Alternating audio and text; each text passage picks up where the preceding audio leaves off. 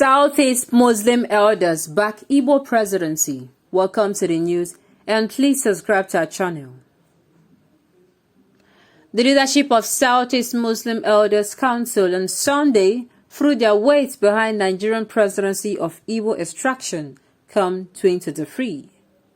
The group which insisted that Igbo presidency in 2023 was non-negotiable equally observed that the North, Southwest and South-South geopolitical zones have had their turns in the president for over 8 years each since 1999 till date. Sincerely, I'm just hearing that there is a Southeast Muslim group.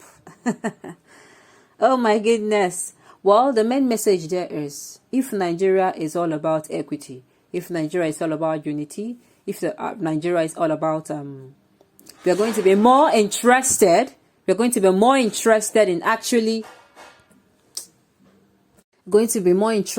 actually calming down the agitators now, because we have agitators. I think we have agitators, yes, in the southeast region. We have agitators in the southwest, and you know, it is looking like an agitation would likely spring up in the south. I mean, in the middle belt. If they spring up there, what is left? The northerners, they are already saying, see, the insecurity is causing it. Like they had the north is bleeding. I don't know whether that protests actually have continued. So, to calm the agitations, I think what should be done is to actually call those people together. Sincerely. You see, about the unrest that is happening in Nigeria, and that is making everybody to come out and say the Southeastern presidency, negotiation would have done this.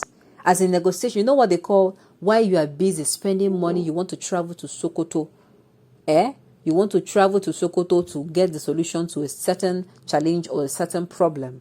Meanwhile, the solution is in your Sokoto. It's in your Sokoto. It is right there. Negotiation will do a lot of things. Now, back to the news. I don't see anything wrong with, allowing people who have not tasted the presidency. If you look at me, I'm even saying, people are saying the North, East, West, South. But if you keep doing it like, North, East, West, South, just 4 regions in the country, you're going to keep missing people. People will still be marginalized. It is high time we start doing it like this. Each geopolitical zone, we have 6 geopolitical zones. When the 6th geopolitical zone, like maybe for instance, the Northwest have road, they will now rotate it to maybe the Southeast or the Southwest or the South, any of the South. But they make sure they note it. The next time the North, it will be going back to the North. It will not go back to the Northwest. It will go back to the Northeast. Do you understand? After it is going to the Northeast, this one, it will continue like that in other regions. When it will go back to the North, it will go back to the North Central. If you keep doing it like that in Nigeria, I don't think we are going to have problems. But because I don't understand what is going on, so people just want the whole, you just want, for instance, the one region to be ruling. Like, I am still perplexed why, in the midst of all this happening, people are still clamoring for an Igbo president, those who are clamoring for a Southeastern president, those who are clamoring for a Southwestern president, and the North that is there is still clamoring for presidency. It does not, to me, I don't care whether the person is coming to say, I have the best interest, while I'm not taking away the fact that, people are actually, it is their right for them to come out to contest. Nothing should hold them back. But I'm also of the opinion that, as in, if you really, really want this unity in Nigeria, you would not put your personal interest first. Yes, it will not be just your personal interest alone. You tell yourself the truth that, see, this particular region and this particular region, they are going to be feeling this way. For that reason, let us give them our support. I'm not saying that it should happen. But at the same time, as you're giving them your support, you actually make sure you pick the most competent person of all. That is it. Finally, yes. I'm not, what's it called? I'm not, how am I going to put it now? I'm not somebody who actually wants, who is in support for just a Southeastern president.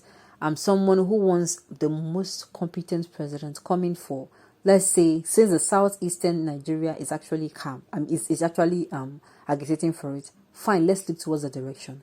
But I'm saying in looking towards the direction, there is also something else that can be done. The Southeastern president is now divided. The Southeastern region is now divided into 2. The people who support the presidency coming to them, and then the people who support the indigenous people of Biafra. And the indigenous people of Biafra, why they are not going to like to join it is because I've explained this severally, but I'll repeat it again. They don't want to join the call or the clamor for the presidency because, look, for instance, let's say for instance, finally the presidency goes to the southeastern region and they emerge as the president. And maybe he or she comes in and at the end of the day, he stays for for 2 terms. Yes, 2 terms, just like it is permitted and allowed in the constitution.